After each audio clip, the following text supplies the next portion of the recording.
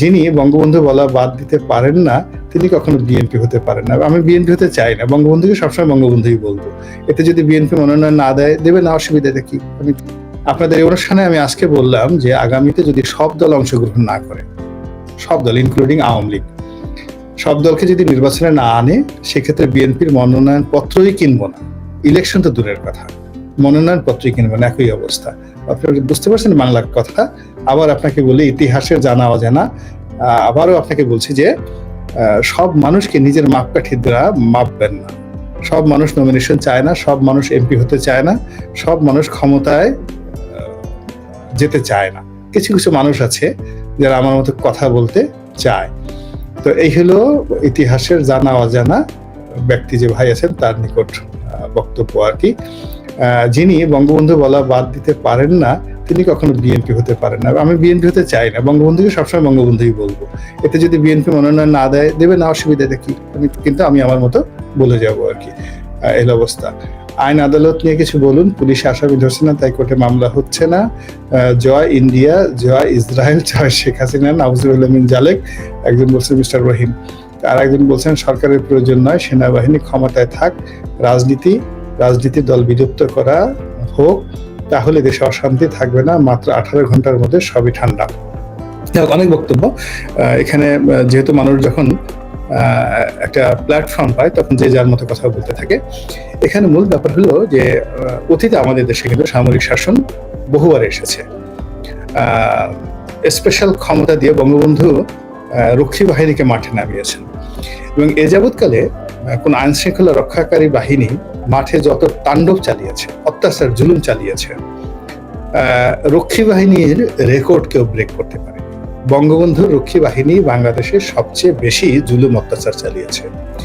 জাসদের যারা নেতা, হাসানুল হক ইনু থেকে শুরু করে অন্যান্য যারা আছেন, তারা প্রকাশ্যে বলে আসছেন যে এই রক্ষী বাহিনীর হাতে 30,000, আবার আমি বলছি 30,000 জাসদের নেতা কর্মী মারা গিয়েছেন, গুলি করে মেরে ফেলেছে 1 থেকে 2 বছরের মধ্যে। আপনি বুঝতে পারেন যে রক্ষী বাহিনী কি পরিমাণ তাণ্ডব চালিয়েছে। এরপরে রক্ষী বাহিনীর পর আসলো জিয়াউর রহমান সাহেবের জামানাতে মার্শাল্লাহ, তারপর এরশাদের জামানাতে দীর্ঘদিন মার্শাল্লাহ, জরুরি অবস্থা, কারফিউ, পুরো এরশাদের 9টি বছর আমরা ভোগ করেছি। এরপর 111-এর সময় আমরা মার্শাল্লাহ দেখেছি। তারপরে বিএনপির ক্ষমতায় আসার পর যখন আমরা দেখলাম যে অপারেশন ক্লিন হার্ট হলো, সেই জিনিসগুলো আমরা দেখেছি। অর্থাৎ আমাদের দেশের যে সেনাবাহিনী, আমরা তাদেরকে চিনি, আর সেনাবাহিনীও আমাদেরকে চিনে। তো সেনাবাহিনীর যে অপারেশনটা, এই অপারেশনটা আসলে একটা সাময়িক প্রশান্তি আনবে। মানে তারা পুরো পরিস্থিতি নিয়ন্ত্রণ করতে তাদের 2 থেকে 3 দিন সময় লাগবে, আর এটি তারা বড় জোর 2 থেকে 3 মাস এটাকে তারা কন্টিনিউ করতে পারবে। 3 মাস পরে আবার মানুষ কিন্তু তাদের ভয়টা ভেঙে যাবে।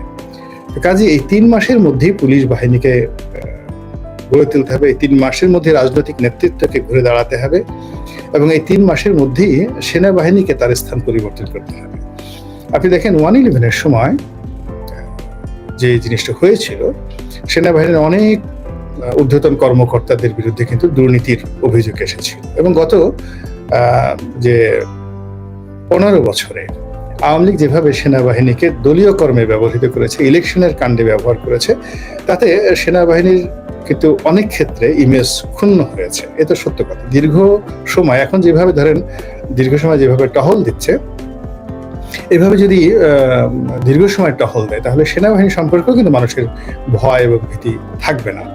এবং এটা তখন আমাদের যে শেষ আশ্রয়স্থল সেনাবাহিনী, সেটা যদি তাদের ইমেজ হারিয়ে ফেলে এবং তাদের সঙ্গে যদি আমাদের সম্পর্ক নষ্ট হয়ে যায়, তো কোনো অবস্থাতেই এটা রাষ্ট্রের অস্তিত্বের জন্য ভালো হবে না, এবং যারা প্রতিপক্ষ, এই গণ অভ্যুত্থানে যারা প্রতিপক্ষ, তারা সবচেয়ে বেশি খুশি হবে। এই গেল 1। 2 নম্বর হলো যে এখন এই যে সেনাবাহিনী যে অপারেশনটা চালাবে, সেই অপারেশন খুবই সেন্সিটিভ, তারপরে খুবই সত্য কথা। এই অপারেশন চলাকালীন সময় সবচেয়ে বেশি ক্ষতিগ্রস্ত এখন হবে সেই সমস্ত সন্ত্রাসী যারা এই 5 তারিখের পর থেকে বিভিন্ন এলাকাতে প্রভাব বিস্তার করেছে, চাঁদাবাজি করেছে, জুলুম করেছে। এখন আপনারা বলেন তো, এদের রাজনৈতিক পরিচয় কি? এরা কি আওয়ামী লীগের লোক না কোন দলের লোক? তো ক্ষতি হবে কাদের? এই সেনাবাহিনী যে 7 দিন মাঠে থাকে, কাদের ক্ষতি হবে। তো এই জিনিসটা কিন্তু বুঝতে হবে, এবং এই সময়টাতে যারা রাজনৈতিকভাবে প্রশাসনিকভাবে এই ক্ষতির মুখোমুখি হবেন, তারা ইচ্ছে করলে আবার 3 মাস 4 মাস পরে গিয়ে গা ঝাড়া দিয়ে তারা বের হতে পারবেন, নট লাইক দ্যাট। এবং এখানে সেনাবাহিনীকে যে ম্যাজিস্ট্রেসি ক্ষমতা দেওয়া হয়েছে, এই ম্যাজিস্ট্রেসি ক্ষমতায় তারা জাস্ট মোবাইল কোর্টের মতো ধরবেন, পিটনি দিবেন, জেলে পাঠাবেন সঙ্গে সঙ্গে, কোনো কোর্ট কাছারিতে যেতে হবে না। এবং 2 বছর পর্যন্ত যদি সাজা হয়ে যায়, এভাবে যদি 1000 লোক সারা বাংলাদেশ থেকে এই সময়টাতে জেলে যান, এই 5000 লোক কিন্তু একটা রাজনৈতিক দলের শক্তির প্রতিভূ। এবং এই শক্তিটি যদি এই মুহূর্তে ব্যাকফুটেজে চলে যায়, তাহলে সেই রাজনৈতিক দলটি আগামী 2, 4, 5 বছরে আবার দাঁড়াতে পারবে না। এরপরে যেটা আছে কি, এই সময়টাতে যদি যে রাজনৈতিক দলগুলো এই মুহূর্তে ক্ষমতা ভোগ করছেন তাদের উপর যদি দমন পীড়ন চলে, তাহলে যারা গর্তের মধ্যে লুকিয়ে ছিলেন বা আওয়ামী লীগের যে সমস্ত লোক পালিয়ে গেছেন, তারা একটা ব্রিদিং স্পেস পাবে। এবং এই ব্রিদিং স্পেসটা কিন্তু বাংলাদেশের এই যে আন্দোলন, সেই আন্দোলনের জন্য একটা বিরাট হুমকি। এরপরে জামাতের ক্ষেত্রেও এই জিনিসটা ইতিমধ্যে দেখা যাচ্ছে যে অনেকগুলো ঘটনা ঘটে গেছে, যার জন্য সেনাবাহিনীর যে ম্যাজিস্ট্রেসি পাওয়ার, এটা জামাতের জন্য খুব আরামদায়ক হবে না, এবং যাকে বলা হয় এটি তাদের জন্য খুব ইতিবাচক ফল আনবে না।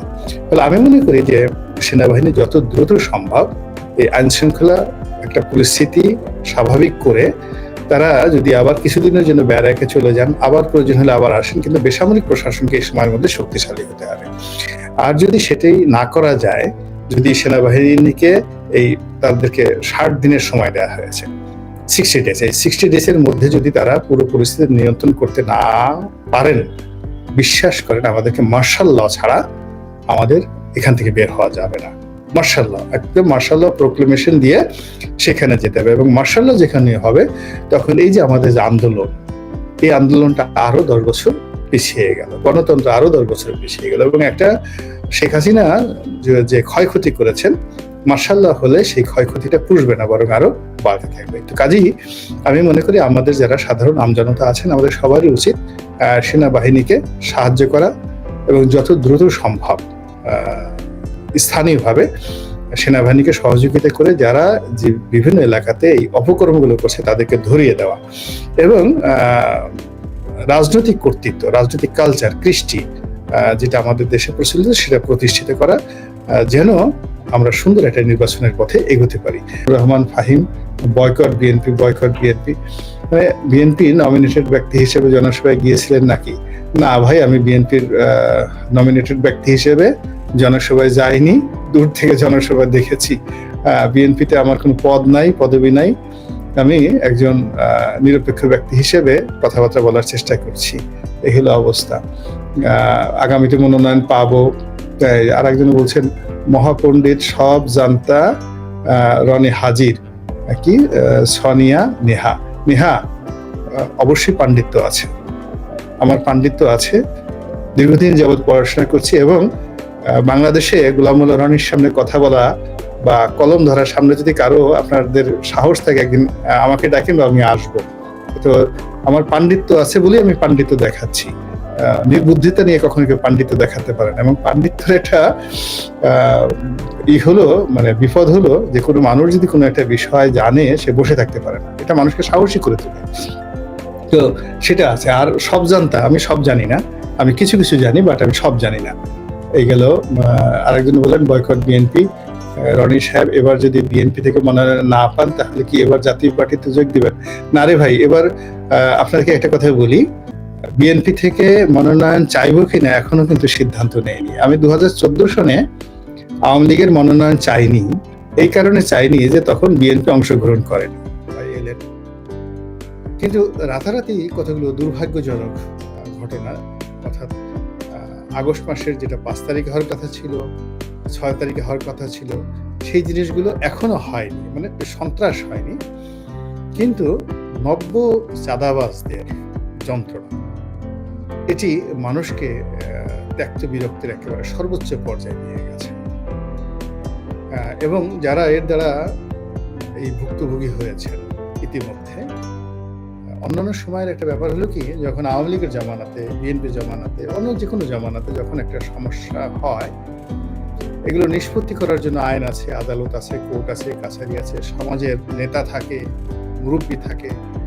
মানুষজন বিপদগ্রস্ত হয়ে তাদের কাছে গেলে সমস্যার সমাধান হয়ে যায়। কিন্তু এই 10 তারিখের পর থেকে বা 7-8 তারিখের পর থেকে বিভিন্ন জায়গাতে এর জমি দখল, ওই ঘাট দখল, মাঠ দখল, গার্মেন্টসের ঝুট দখল, মিল কারখানা দখল, ওখানে আগুন লাগাও, ওখানে ওই অফিসে গিয়ে সে বিয়ে আওয়ামী লীগ করতে থাকে, ভয় দেখাও, টাকা আদায় করো, ওর বাসা রাতে আসামি আছে কিনা সেখানে খোঁজ খবর করো।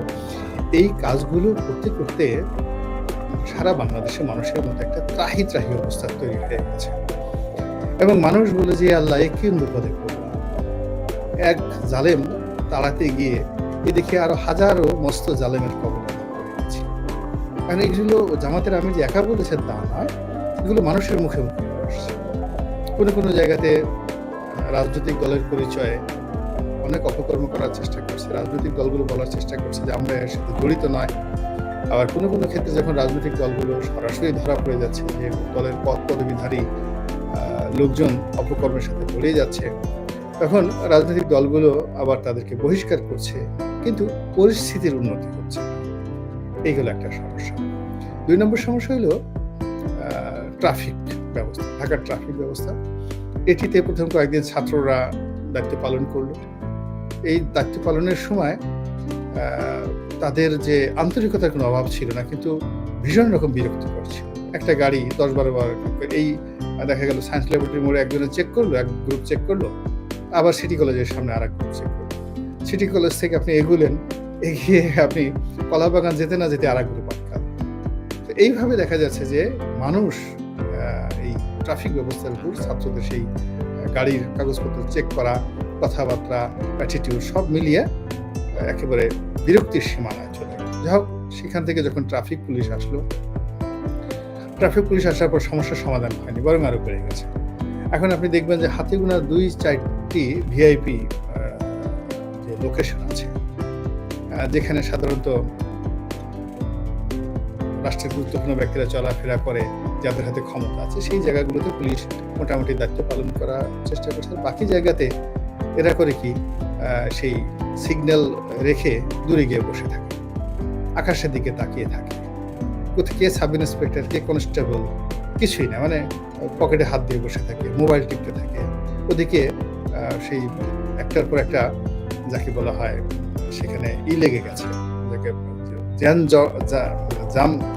যানজট লেগে গিয়েছে, ট্রাফিক জ্যাম লেগে গিয়েছে, কিন্তু ওইদিকে তাদের কোনো খেয়াল নেই। আপনি ডেকেও কাউকে পাবেন না। আর বেশিরভাগ যে ক্ষেত্রে দেখা যাচ্ছে যে কে পয়েন্টগুলোতে কোনো ট্রাফিক পুলিশই নেই, আর 2-1 জায়গাতে যদি আছে তারা আকাশের দিকে তাকিয়ে থাকে।